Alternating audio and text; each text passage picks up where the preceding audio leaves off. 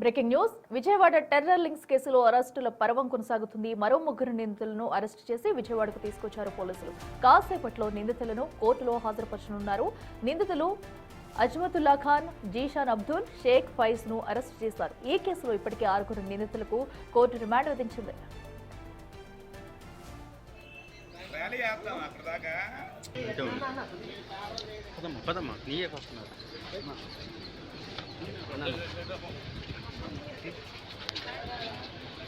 మరింత సమాచారం మా ప్రతినిధి శివ అందిస్తారు. శివ, చెప్పండి, టెర్రర్ లింక్స్ కేసుకు సంబంధించి కూడా మరో ముగ్గురును అయితే పోలీసులు అరెస్ట్ చేశారు. సో ఇంకా అరెస్టుల పర్వం కొనసాగే అవకాశం ఉందా?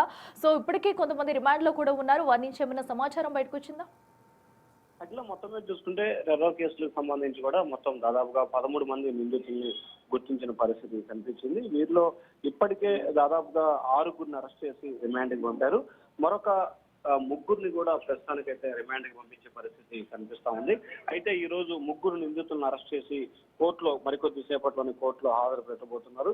అయితే ఈ టెర్రర్ లింకుల కేసులకు సంబంధించి కూడా రోజు రోజుకి ఈ సంఖ్య పెరుగుతున్న పరిస్థితి కనిపిస్తా ఉంది. మొదట 3, ఆ తర్వాత 5, ఆ తర్వాత 7, ఆ తర్వాత 12 మందికి చేరుకున్న పరిస్థితి కనిపిస్తా ఉంది. ఇంకా ఈ టెర్రర్ లింకులో సంబంధించిన విచారణ అయితే కొనసాగుతా ఉంది కాబట్టి విచారణలో ఇంకా నిందితుల సంఖ్య పెరిగే అవకాశం అయితే కనిపిస్తా ఉంది.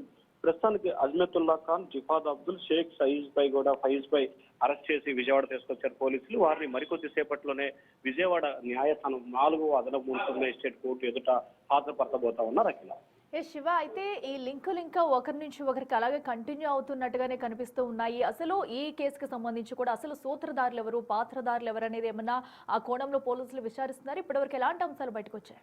ఇప్పటికే పోలీసులు చాలా లోతుగా దర్యాప్తు జరుపుతున్నారు. ఒక్కొక్కరిని కూడా నిందితులను అరెస్ట్ చేసి చెప్తున్న పరిస్థితి కనిపిస్తుంది. అయితే ఒక్కొక్కరిని అరెస్ట్ చేసిన తర్వాత ఆ సంఖ్య ఇంకా పెరుగుతుంది. ఎందుకంటే వారు ఇచ్చే సమాచారం కావచ్చు, లేకపోతే వారి వద్ద ఉన్న డేటా కావచ్చు. సో వీటన్నిటిని బేరేజ్ వేసుకున్న తర్వాత టెర్రర్ లింకులకు సంబంధించి వీరి పాత్ర చాలా ఎక్కువగా ఉందనేది పోలీసులు ప్రాథమికంగా కూడా అవగాహన రావడం జరిగింది. కాబట్టి దీంట్లో అరెస్టుల పరంపర ఇంకా కొనసాగుతా ఉంది. అట్లా రైట్ శివ, థ్యాంక్ యూ.